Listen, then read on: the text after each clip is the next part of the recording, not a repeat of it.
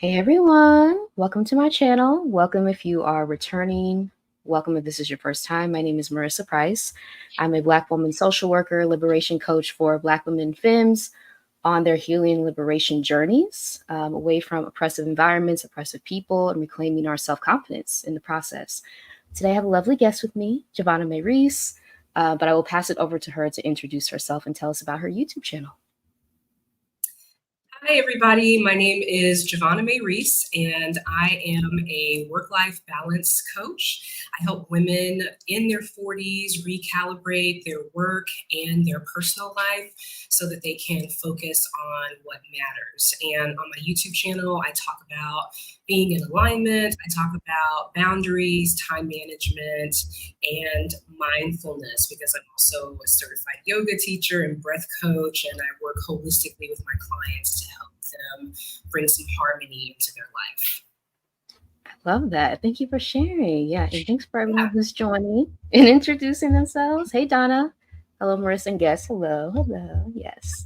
Daniela Elevates. Hi. Good evening. Good evening. Good to see you. SP. Hey, Marissa, I'm new to your platform, but wanted to say thank you for walking your purpose. Oh, thank you. Thank you for that comment. Appreciate you being here. Yes, yes.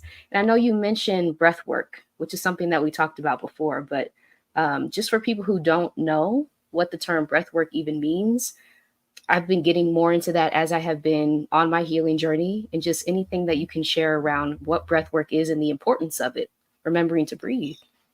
Yeah, I mean, remembering to breathe in general. And it's not something that you think you have to do, but when you're in those moments where things are stressful, it's a great way to regulate yourself, because when we are tense, when we feel like we're being attacked emotionally, sometimes we don't realize how quickly we're breathing, and it's putting us into that fight or flight response. And if we're mindful of it, we can slow it down and help regulate ourselves. And so breath work is about using your breath to regulate yourself and put you in a state that's going to be most beneficial for you. Sometimes you want to be breathing faster and getting yourself ready to go. If you're one of those people who hates getting up in the morning, you can use your breath to get you pumped up, sometimes better than a cup of coffee.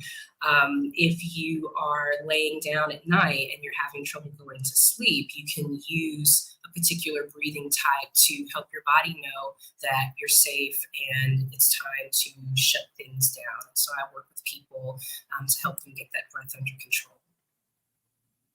I love that. I love that. Thank you for sharing that. And let me put the layout back. There we go. Press the wrong thing. But yes, that is so helpful. As we are beginning to heal and realize the importance of breath, realizing that we have the power to control our breath, right? And come back into it. Because like you said, a lot of us forget to breathe.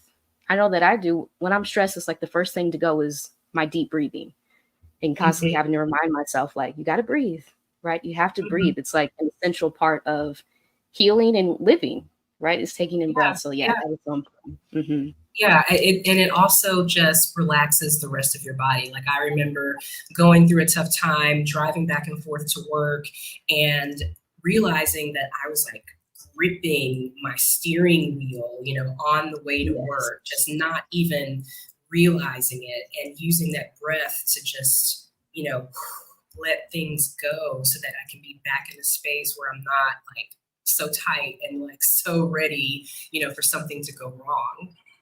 Yeah. Ooh, ready for something to go wrong. Yeah. Yeah. I recall doing that too, right? Especially in the toxic job I was in, even like in college, gripping the steering wheel, like you said, sitting there and being like, do I really have to go into this environment again? And just being able to breathe as you like make your exit, as you like finish up your time there, that's huge. Because that reminds you that you're still here, right? You still have agency. You're still okay. Breath really has that power to do that. Yeah. Yeah. But I would love to ask if you mind sharing where you currently live, and just a little bit about your transition out of the US to where you are now. Yeah. Currently I am in Brunei, and people always ask, where is that? I have never heard of that. And it's on the island of Borneo. So it's near Malaysia, Philippines, and that area, Southeast Asia. And my transition here, I've actually wanted to move abroad for quite some time. My parents were in the Army, or my dad was in the Army, and so we lived overseas. When I was a kid, I went to school in Germany for several years, and we, bopped around with the military. So I always knew I wanted to eventually move abroad. I just didn't know when. So in my 20s, got married, had my son, and I was a classroom teacher. And my husband at that time was not interested in moving abroad. So I put that on the back burner. And then I got divorced, and I thought, okay, now's my time. I'm going to, take my son and we're going to move abroad. And then I got my first admin job. And so I started making good money and had more responsibility. And it was like clink, clink, golden handcuffs. Here I am. And, just working. And for anyone who's in education, being an assistant principal is akin to being like a DA, you're a police officer, you're a private detective. It is a tough job. And so I thought, okay, I'm going to look at moving abroad again. And then I got my first principal position. And so even more money, even more responsibility. I bought a house. I've got a good job. I can't, leave right now. I'll just wait until I retire or wait until my son graduates from high school. And then I got remarried, and my husband works remotely, and he saw all of the stress I was going through. And we talked about moving abroad after my son graduated, after I retired. And as the political landscape in the United States changed, and that influenced school as well, and some of the things that I was dealing with. And one day he said, "What are we waiting for?" And I said, I guess we could do it now. And for me, once I make a decision to do something, I'm like, Inspector Gadget on the internet, and I'm going to make it happen. And so within 6 months, I had my position, and we were heading on out to Brunei. Within 6 months? Within 6 months, let me see. It was, wow. I've been here almost a year now. And so, yeah, it took about 4 or 5 months for me to get the position, and then finishing out the school year. Like, we sold the house, we sold everything, and came here. Wow, that's amazing. That's amazing. And that just proves once you have a plan in action, it's things start to line up for you. Once you have the course to direct your energy towards, right? Telling the universe, I want to go in this direction. That's powerful. Because the blocks start to line up, and it's oh, all of a sudden you're in Brunei. I love it. Yeah. And something else that you mentioned, golden handcuffs. I love to talk more about that because I experienced that at the job I was in too. Feeling like I had to stay because of the salary, even though I was being harmed, right? Traumatized in the process. What was that point where you realized it's time to break the golden handcuffs in this job, no matter the pay, right? It's yeah. It's, it was tough because I was making a really good salary, and it wasn't just the salary. It was, I worked in a rural school district that was quickly becoming more suburban because it was in an area that the housing was less expensive than the surrounding area. And so more and more people were moving in. And so the demographics were changing. But I was the only Black head principal. Oh, and so, it was one of those things where I would have people in the community, who were happy to see me in that position, who felt support, who even students, because I was a high school principal, would be happy to see, a Black woman as their principal. And so I had, that in terms of supporting all students, but also just being there as, an example. It, ties into that whole Black excellence thing. Got to be there to set that example. There's the money, there's the house, there's, I had my superintendent certification because, I was getting all the certifications. And so I was, ready to move into central administration, become an assistant superintendent. There's this whole trajectory. And, I just had to look at what was really meaningful to me. I had to reconnect with what I valued and what my priorities were.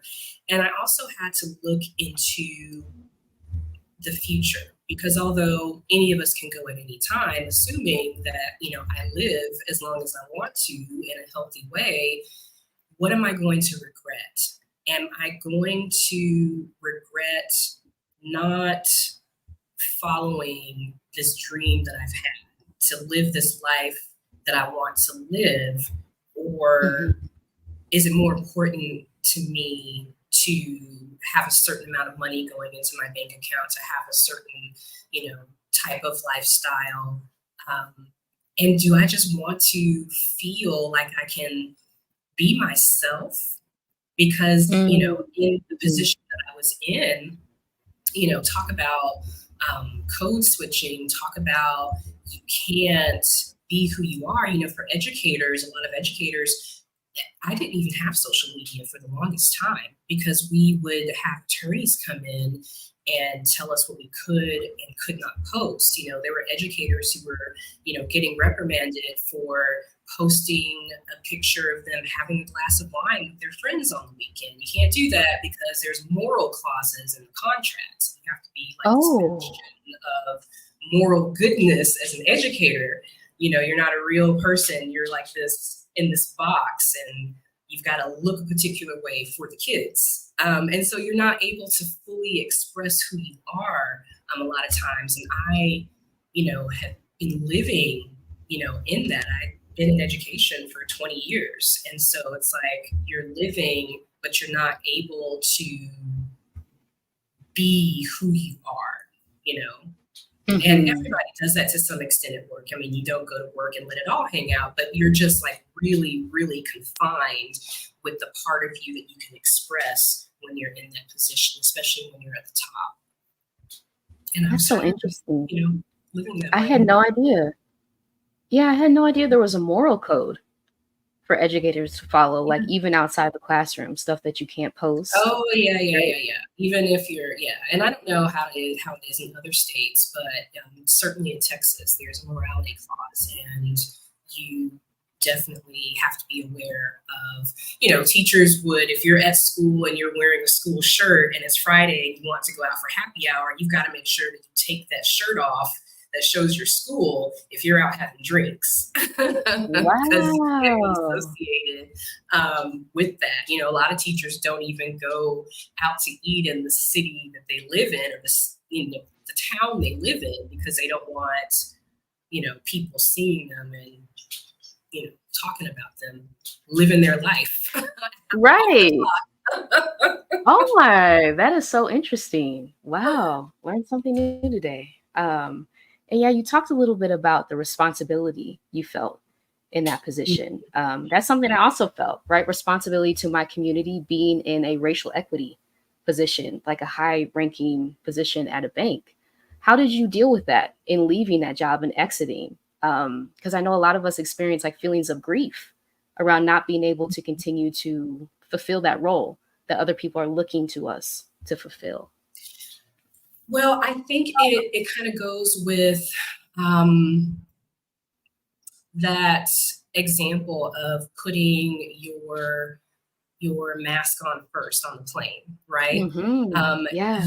You cannot help other people if you yourself are dying, if you yourself are in danger.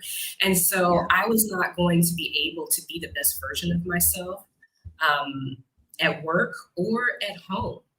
I was so drained from the work on a day-to-day basis that I had no capacity at home to enjoy the things and the people that I typically enjoy, and as an introvert in a front-facing field, for my educators who are introverts, at the end of the day, you're drained because that battery, you are just giving all of your energy. And so you've got to come home and recharge and then do your thing. But I didn't have any energy to do my thing. Like all of the time had to be spent recharging because there was just so much happening, throughout the day.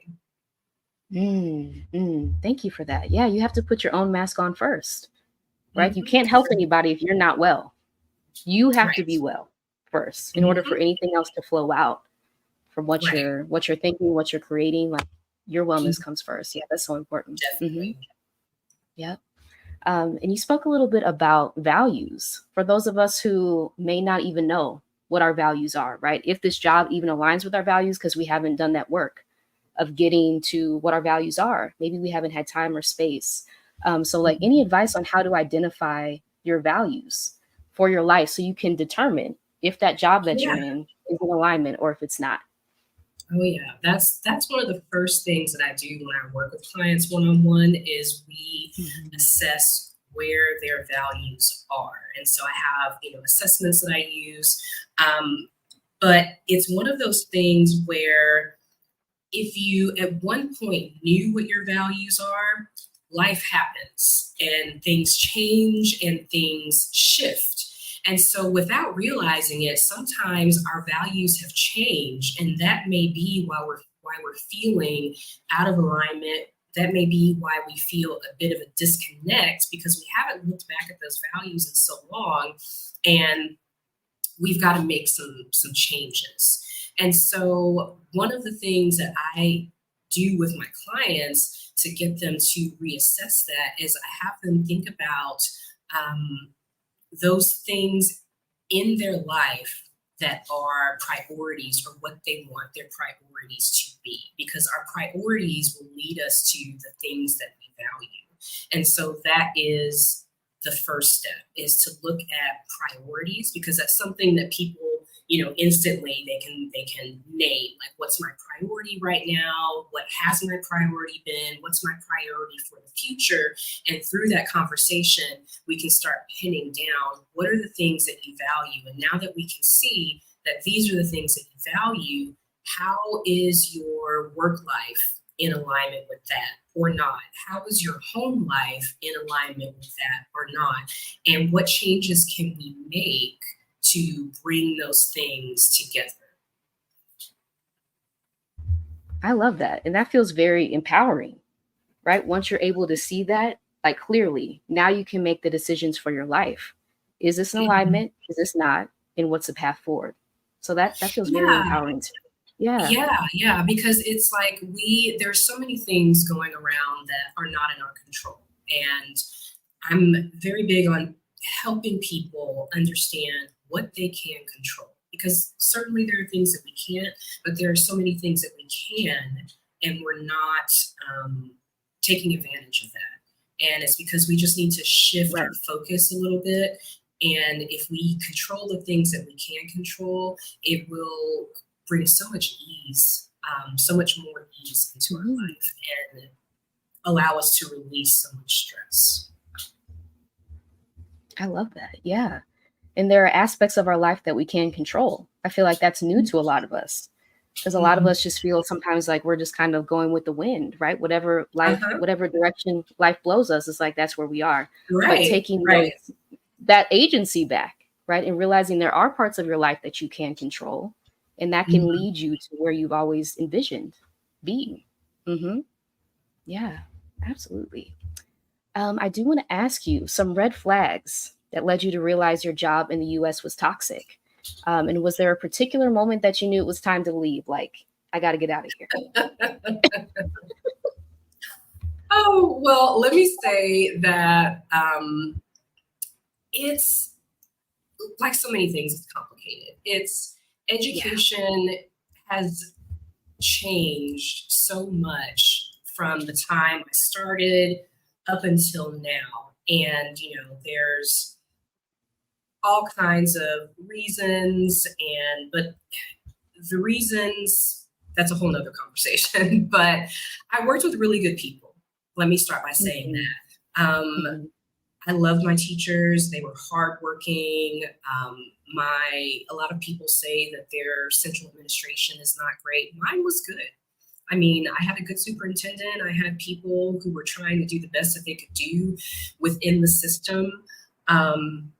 The major red flags for me were when we started to have people on our school board who, weren't educators, making decisions that honestly were not in the best interest of students.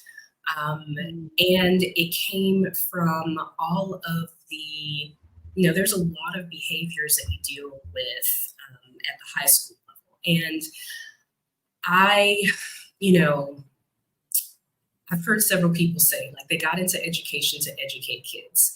But once you move up into administration, you're in education to investigate who has drugs on your campus, who's doing the bullying, who's vaping in the bathroom and causing the fire alarm to go off and the fire trucks have to come. You are breaking up fights and getting punched in the stomach.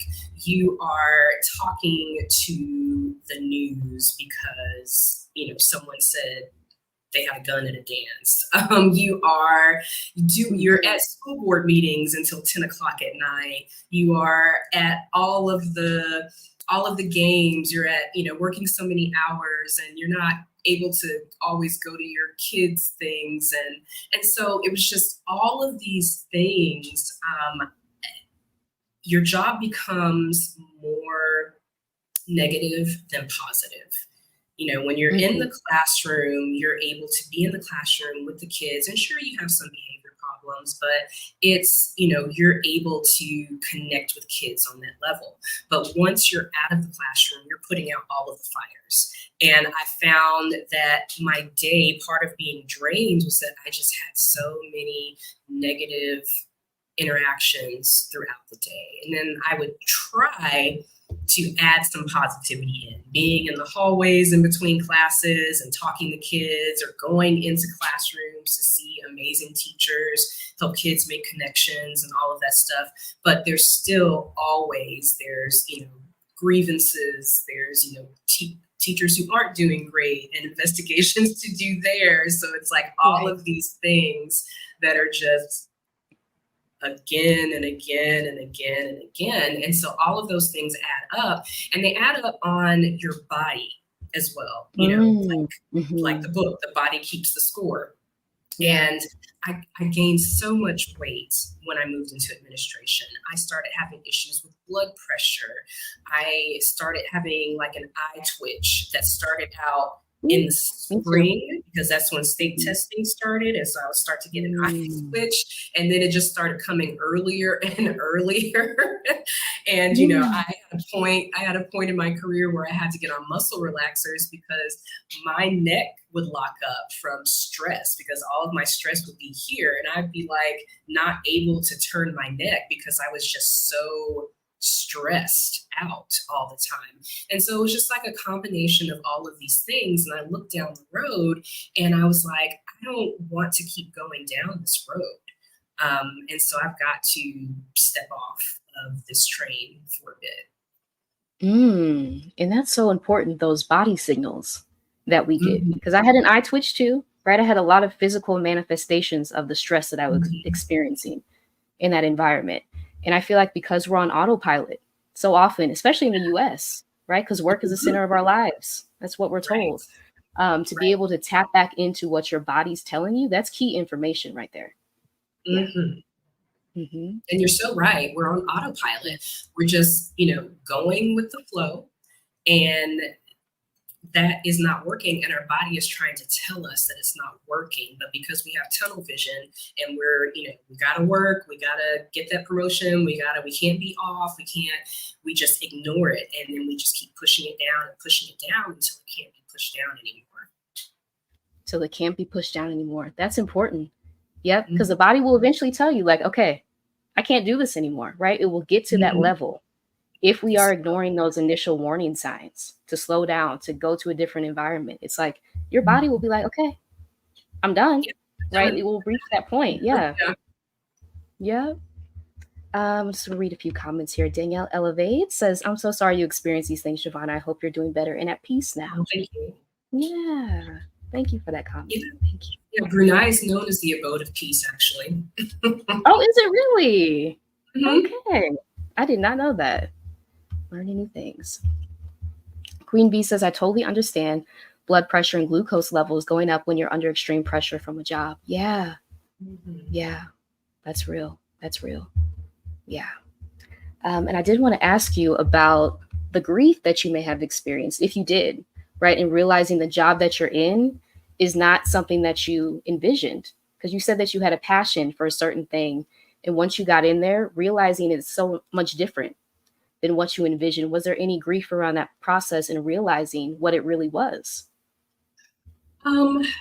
Yes, there was some grief in it. Yeah. But for me, I'm a fixer. And so it's when something is not the way that I want it, I have like an unnatural amount of confidence. I always tell people that I have the confidence of a mediocre white man. I'm just like, oh, that's not working. I'm going to make that work. I've always been that way. And so, if something is not working for me, I will do my best to try to make it work, and really that's how I got into administration, because I was teaching and I would see things and be like, well, I would do it this way, and this would work so much better if we did this, this, and this. And so I became certified as an AP, got in, did some things. And then as an AP, I was like, I think I could do this better. And so, that's how I became a principal after that. And then you become a principal and it's like, I think I could do this better. And, that's how I get myself into these situations, is I see things and I'm like, I think I could do that better. And so you end up getting certification after certification and degree here and degree. Oh, I can do that.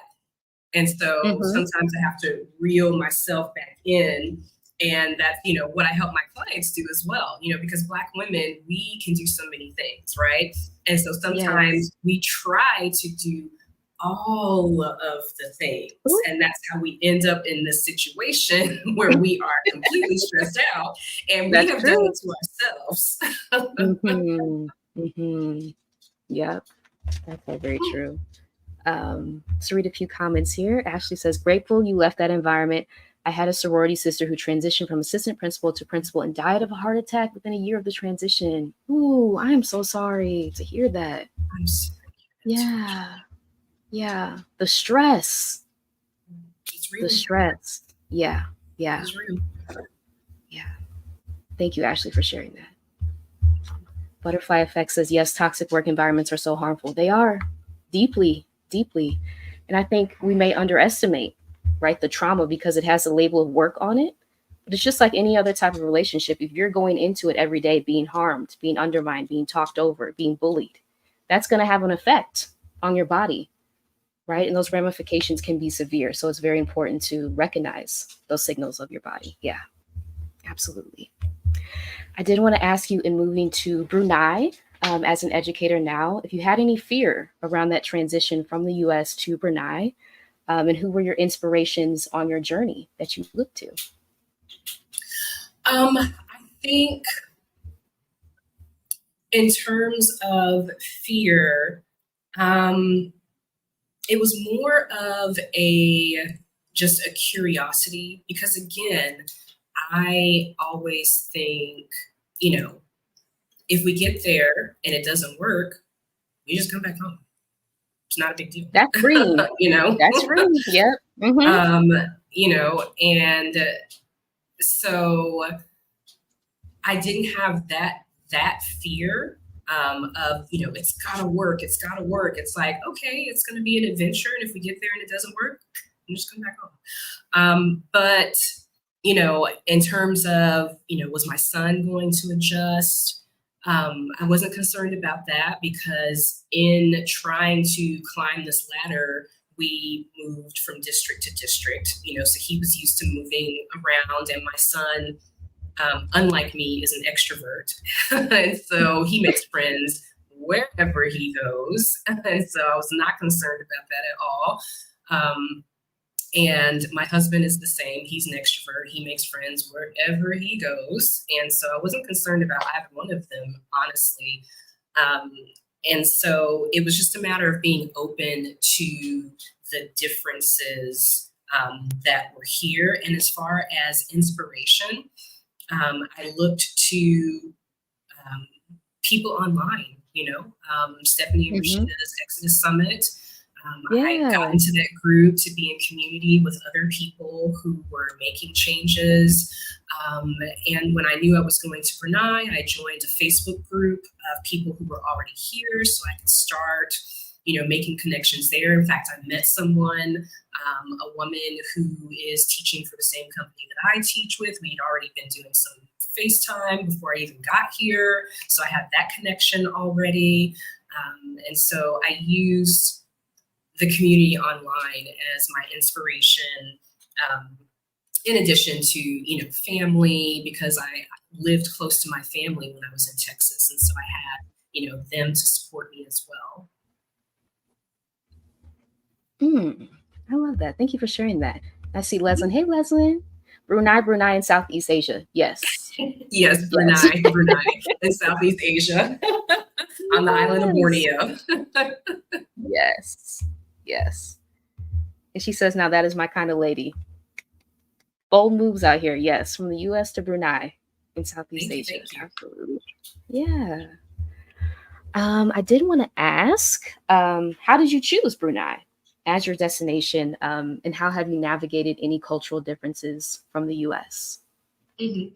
Yeah, I chose Brunei. I think it was kind of serendipity. Like, I was looking for places to continue being an educator. And I wanted to go back into the classroom for a couple of reasons, just to kind of step back and give myself some breathing room from being in charge of everything, because when you're principal, everything that happens in the building is your fault. And so I wanted to step away from whether it's your fault or not, it's your fault. Everything is your responsibility. And so I wanted to step away from that. And then I thought it would be kind of arrogant of me to try to step into a leadership position in another country, not fully understanding the context of what it means to be an international teacher. And so I wanted to be in the classroom because I hadn't been in the classroom for almost a decade. And so I wanted to understand the context of what international teachers were dealing with, and understand just the international context in general, and different curriculums, before I decided whether or not I was going to move back into administration, if that was something I was even going to do. And so I was looking for different places based on who was near water, because I need to be somewhere where it's warm and I can get to the beach. And how's the cost of living, and is it politically safe, all of those things that you look at. And so I considered the Middle East, and I considered Southeast Asia and a few other places. But in terms of education, the highest salaries for teachers are in the Middle East and in Asia. And so as I was looking, Brunei just kept coming up. It just kept coming up in my search. And the company that I work for, they had a lot of videos featuring teachers who work for them. And a lot of them were single parents. And the thing that kept coming up in the interviews with them was something like, I came here thinking that I was going to work one contract, and that was 12 years ago. I came here thinking I was going to stay for one contract, and that was 2 babies ago. I came here thinking I was going to work one contract, and I've been here 15 years. And even being here, it's been almost a year being in Brunei now, I just meet so many people who came here and they just stayed because it's just the pace of life is so much different than what you're used to. Even people who come here and they think, oh, I want to go back to the city, they go work somewhere else. And a lot of them come back because they go somewhere and they're like, I don't like this. I'm going back to Brunei. And so the biggest adjustment has been that pace because I'm a systems person, right? And so I'm used to, America, you're used to things happening.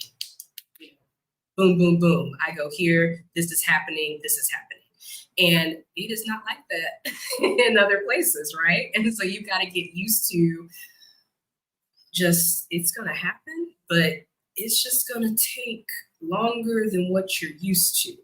And so I think that's been, yes, I think that's been, good for me. It's been an adjustment.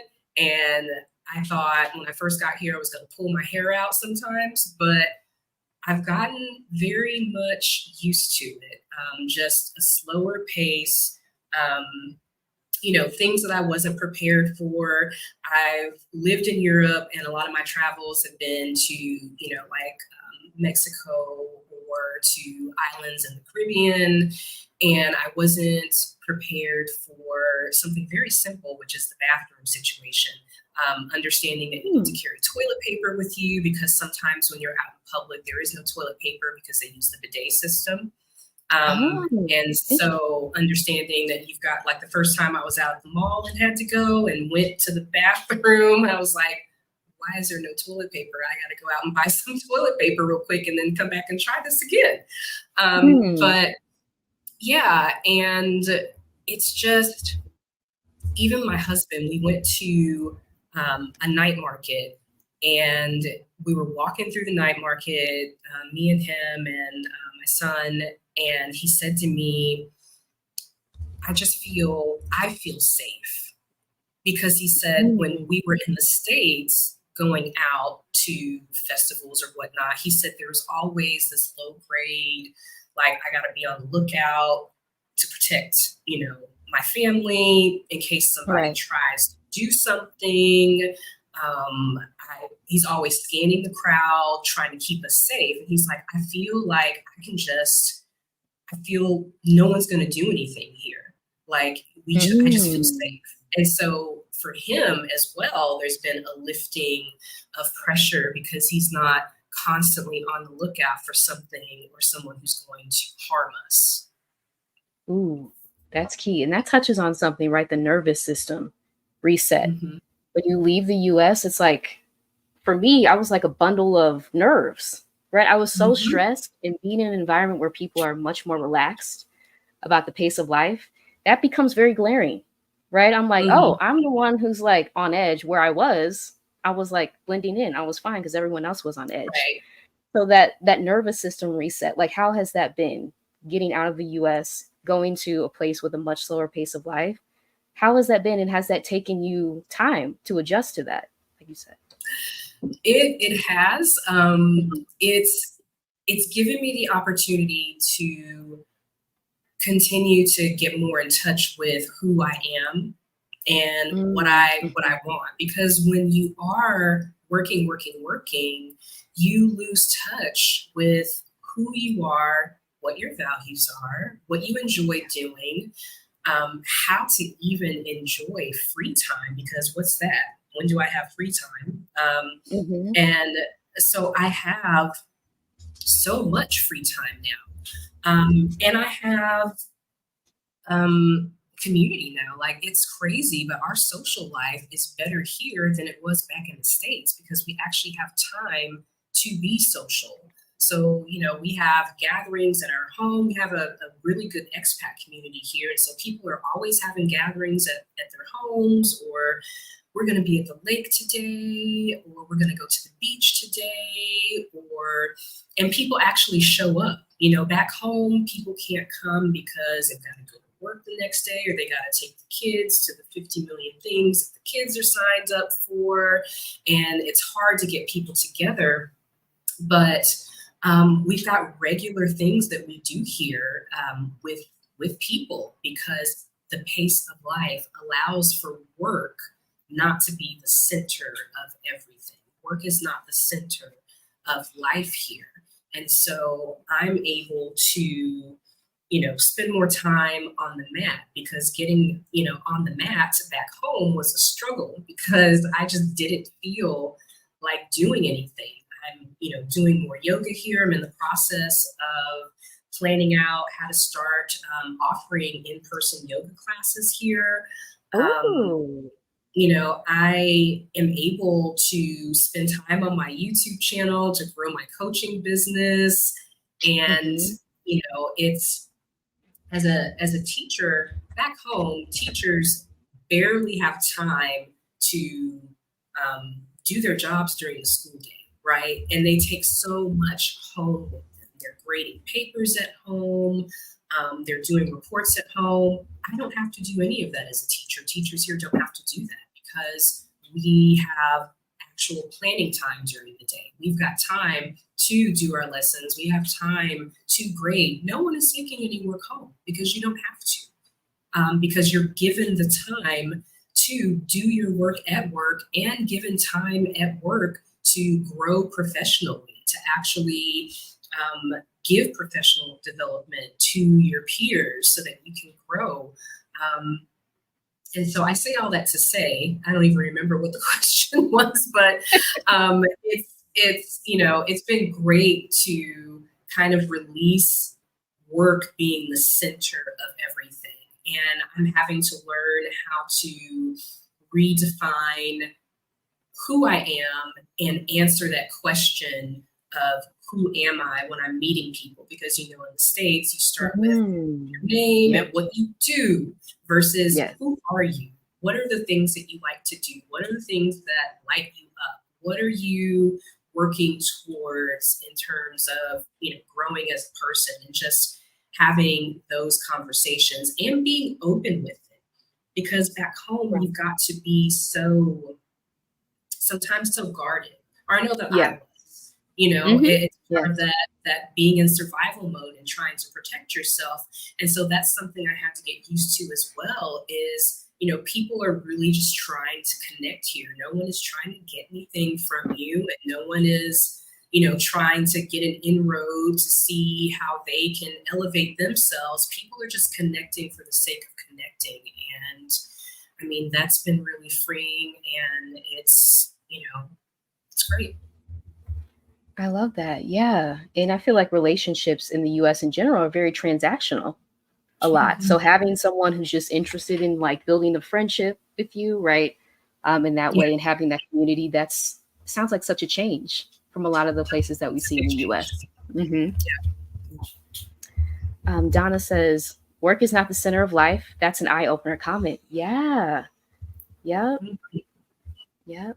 And especially like traveling outside of the US, right? You realize that the way things are is not the way things are around the globe, right? It's really like concentrated and really intense in the US. This focus on work, right? Given the foundations of the US. So yeah, that's just eye-opening in itself when you start to travel and realize that life is not like that in every place around the world. Mm-hmm. Yeah, it's really not. I remember listening to someone on a podcast, a woman who moved somewhere in Europe, and you think, it's the West, it'll be very much like the States. And she said she was working in an office and trying to like stay past closing time to get ahead on the next day. And they were like, what are you doing? Like, the day is over. Go home, and so it's like we take that with us everywhere, and it takes a while to kind of shed that mentality of work being the center of everything. It does. Yep. Because like you said, like the free time, the amount of free time that you have once you leave, I don't think a lot of people are prepared for that, right? That took me a while to adjust. Like, it's okay if I have nothing to do because I'm used to filling my time with like everything to do. So all the things. Giving yourself time to adjust. Mm-hmm. Yep. But yes, for other people who may want to make a similar leap, right? Leaving the country, doing something like that, but feel stuck where they are. What advice do you have for them as a life coach to get through those feelings of feeling stuck? Well, the first thing that I would say is you're not stuck, right? You do have control over certain things in your life. And so, if I were working with someone on that particular thing, we would, of course, start with what is it that you value? What are your priorities? And then start figuring out what's your dream? Like, what do you Mm. want Mhm. your life to look like? And so we would delve into those desires and then start trying to see how we can connect those desires with things that are options for you, in terms of how to transition whatever work you are doing, or do you want to do something completely different? Where is it that you want to go? What weather is important to you, because that is important. What weather is important to you? What kind of lifestyle do you want to live? And I think once we know what the values are and what the dream is, it's so much easier to start saying, okay, this is a place where that can happen, and these are the steps that we can take, to get there. The biggest thing is just figuring out what is it that you really want? What is your focus? And then after that, the steps really can just fall into place once we start looking at those coupled with the specifics of what you have going on in your life and how to make that jump. That's powerful. Yeah, because once you have your focus set and you have those steps laid out, it's like just a matter of following through. Hmm. And I know for me, like just writing it out on paper, because a lot of times it'll feel overwhelming in our heads to write our dreams, what we see for the future. Hmm. You write it down on a piece of paper and look at it every day. That in itself Hmm. can like manifest, help you manifest, Oh, right? for Those things. sure. Yeah. For Yeah. sure. And I have, it's so funny that you say that, because I have, of course, a vision board, and I still do a vision board. And Yeah. I use, what is it called? Can't remember what it's called, the year planner. Anyway, every year I do a planner, that breaks down everything that you did the previous year and then what you want to happen the next year. And so Mhm. I use that planner, which ends with a secret wish. What is it that you want to happen? And I'm telling you, my secret wish for the last 3 years that I've been using this has come to fruition the following year. Oh my gosh. Yeah, Wow. every year. Let me see. Mhm. Look it up now. Year planner. That is so Year powerful. compass. Year compass. The year That's what it's compass. called. Okay. Yeah, and it's a free thing. I think there's a company in Sweden or somewhere like that. They release it for free every year, and I got my husband doing it as well. And it's so powerful because it helps you to really, just reflect on the previous year. You say goodbye to it. Um, Mhm. and it's just really a nice reflection. And then it allows you to really dream about that next year. And what are the things that you want, and what are the steps that you're going to take? And so I keep it in my regular planner. And so I've been really bad about keeping up with my written planner, because I don't have to think about work, work, work, and I don't have to plan as much. But this is my planner that I typically use because I like to still write in it. But within the back of that is a pocket, and in that pocket I keep my year compass, and I take it out Oh, and I flip through it occasionally, and I look okay. at what I wrote, and my word for this year is live, and that is what I'm doing. I am living, Oh, so yeah. mm, I love that. Yeah. So I have that up on the screen, year compass, because that's amazing, right? Those wishes. I mean, just putting it out Mhm. there, writing it Yeah. down has a Mhm. powerful effect on Yeah, it manifesting really its own too. does. So yeah, It really does. I love that. Hey, Natural LID, good to see you. Good to see you. Um, but yes, getting back to the topic of the talk, right? How do you think that we can take our power back, especially as Black women? by putting ourselves first? And why is this a radical act, do you think, to put You ourselves know, first unapologetically? it's a radical act because everything in society tells us that we don't have the right to do that, that we shouldn't do it. Because we are women. I was online somewhere and a comment, I don't remember who said it, but they said being a Black woman is like being Black twice. Ooh. And that resonated with me because you Mm-hmm. are dealing with everything that we deal with as Black people, coupled with, dealing with everything that you deal with as a woman. And so I think putting yourself first as a Black woman is a radical act because you have oppression on two levels. Mm-hmm. You're dealing with so much in terms of what you can do, what's expected of you as a Black person, and what you can do and what's expected of you as a Black woman. And so rejecting all of that is a radical act. When you put yourself first and you decide, I'm going to take control of the things that I can control. I can't control what your expectations of me are and what you think I should do, but I can control how I see myself. I can control these choices that I make about how I live my life. I can control the thoughts that I have and how I perceive the situation around me. So it's always, yes, what can I control, right? Mm-hmm. And I can control putting myself first, and it's not selfish.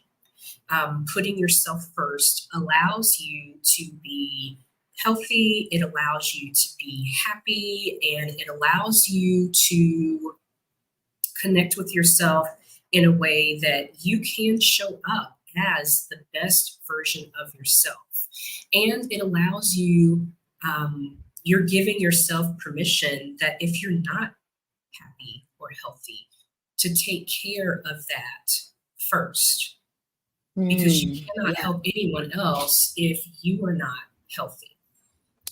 Right. And so, yeah, the first step is to realize that it's not selfish for you to put yourself first.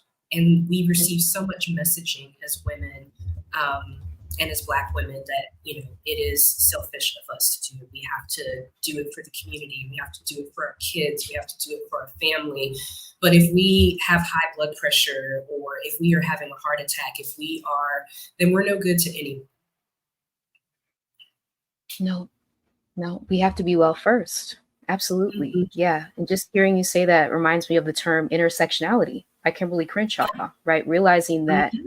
we are encountering multiple systems of oppression at Yes. once. And so boldly Yes. putting ourselves first, right, helps to be like, no, you're resisting against those systems that are telling you that you have to put everyone above you, right? That you have to be the workhorse in a lot of the jobs that we're in. Mm-hmm. But Camille. you're putting you're putting your well-being first and you're resisting those messages. That's radical. Mm-hmm.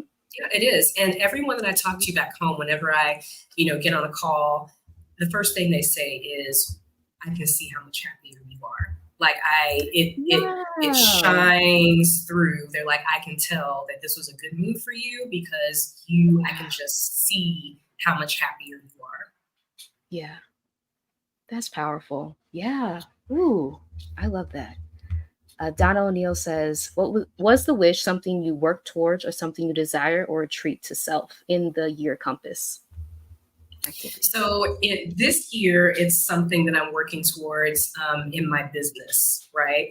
But I have to tell you, in previous years, before I met my husband, I always jokingly tell him that I manifested him because in my year compass, I wrote down all of the characteristics of the partner that I was looking for. And that was my secret wish, was to find someone who met these characteristics. And Wow. I met my husband in, I think, February or March of the following year. And we met, we dated, for like, I think a month or two. And then we went to Mexico for 10 days together. Wow. And then after that, like it was a wrap. Yeah.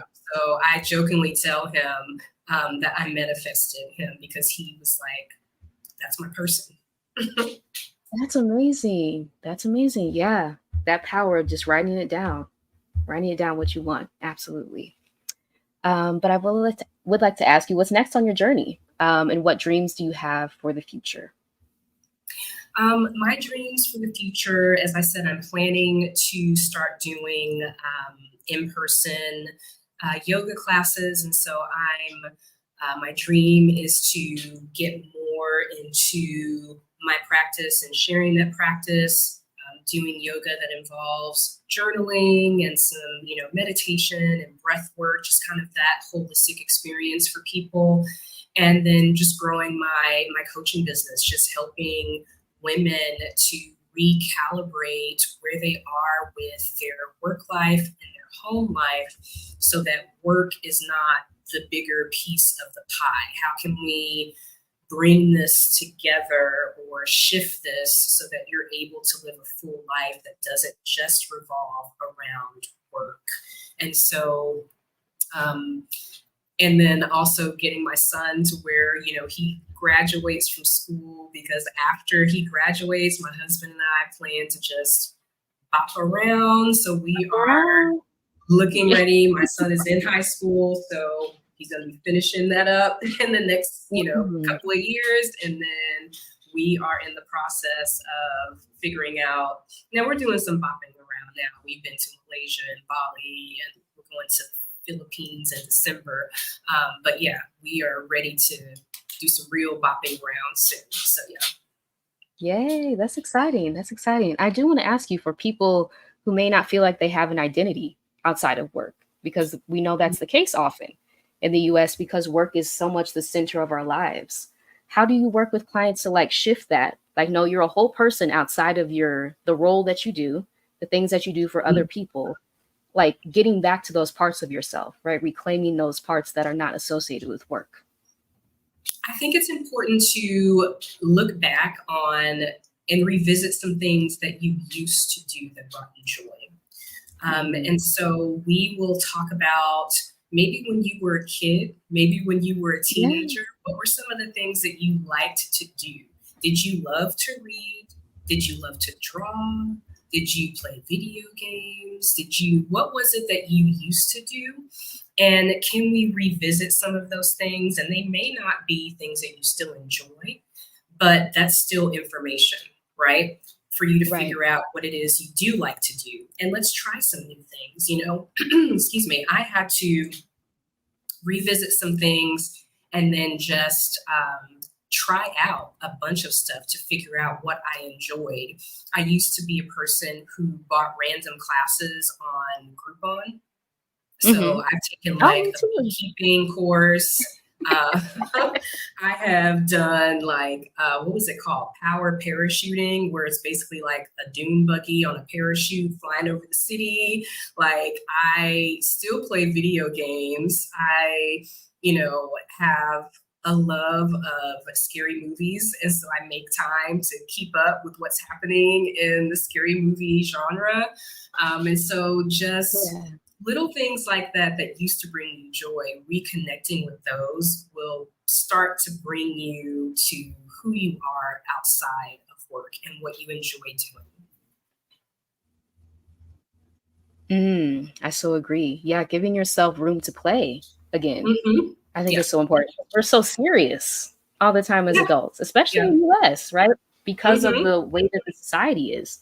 It's like you're very rigid, structured, like in this box. It's like breaking out of that and realizing you do have room to play.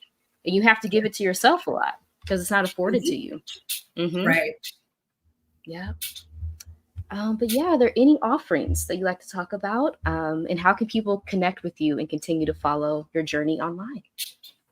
Yeah, I'm at Javonna Reese on all the social networks, YouTube, Instagram, TikTok, LinkedIn. I invite people, if you're interested in working with me, to schedule a clarity conversation, and we can have a chat and discuss how I can support you in recalibrating your work and home life. I do have an Instagram and YouTube live coming up next week on July 16th at 5:45 p.m. Eastern Time, called Why Going with the Flow is Not Working for You, where we'll be talking about how we are in this place of moving along on autopilot and the specific reasons why that is not working for any of us. And so I would love for you guys to show up for that live next week. Yes, wonderful. And I will be a guest on your channel next Thursday at 10 p.m. Eastern, talking about recovering ourselves from a toxic job. So yes, please subscribe to Javonna's channel, linked here in the chat. But yeah, I don't think there are any other comments. So I just want to thank you so much for being here, for sharing everything that you shared with us so generously. And yeah, we look forward to subscribing to your channel and looking at your content Marissa. coming up. It was so much fun. Thanks for having me on. Absolutely. All right, y'all. Oh, thank you. Thank you for the super chat. Love Smith, I'm a Black woman who's been interviewing for 6 months for senior level roles. I consistently make it to the final round only to be passed over for another candidate. The white women grill me like a dog because my resume is prestigious. Hurt. I'm sorry. I'm so sorry to hear that. I'm sorry. Yeah, I'm sorry to hear that too. That sounds like being intimidated. It does. It absolutely does. Yeah. And you deserve so much better than that. Definitely. Right? And unfortunately, we see Black women being treated like this over and over again, right? It's like a cycle of mistreatment in these workplaces. And I'm so sorry to hear that. And thank you for sharing that with us. Yeah. Yeah. Nothing more. Yeah, they suck. They do. They do. Yeah. These workplaces suck. Yeah. Yeah. Daniela says, really enjoy this conversation. I'll consider reconnecting to some of my favorite things from childhood. Yay. Enjoy your night. Yes, thank you so much for that comment. Yeah. But yes, I will be live again on Javonna's channel next Thursday at 10 p.m. Eastern. So please subscribe to her channel. But yeah, until then, y'all, thank y'all so much. Hope you have a good night. Bye. Thank you for watching.